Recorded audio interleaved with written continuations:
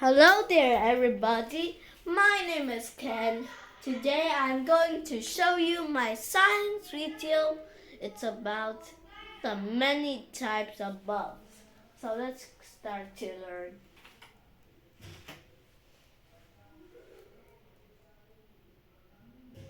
There are many types of bugs. Do you know? Do you know that there are 1,017,800 types of bugs? And they spread out all over the world. But they do not live in the same place. That would be very much bugs. But they spread out, they're spread out and all over the continent. Except Antarctica. Antarctica only has its native insects. It's one kind of native insects, and they don't move to the other continent. The insect, some they do live in under the earth, some live in the above the earth, and some you usually see, some you never see. Some lives in the rainforest, some lives in the dry desert, and some lives in the mountains, or some lives in the plains and the mountains. So now let's talk about those insects. They're very interesting. Sometimes if you like insects, other people say creepy crawlies. They may creep and they may crawl, but they're not creepy in a bad way. So when you see an insect, don't scream and run away. You just tell yourself it's just a bug. If you see it creepy, you don't have to touch it, but you can observe it and put your hand behind your back and see how it walks and tell yourself, well, it's just a bug or insects. So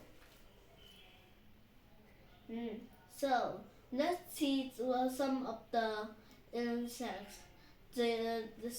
All the insects have the same. They are both are bugs, but bugs and insects are just one thing, and they're similar. And when you see a bug, you can just put your hands behind your back and observe it. You look at it, see it has wings or other things. Some wings you can see through, some wings that you can't see through, or wings with designs, wings that are plain.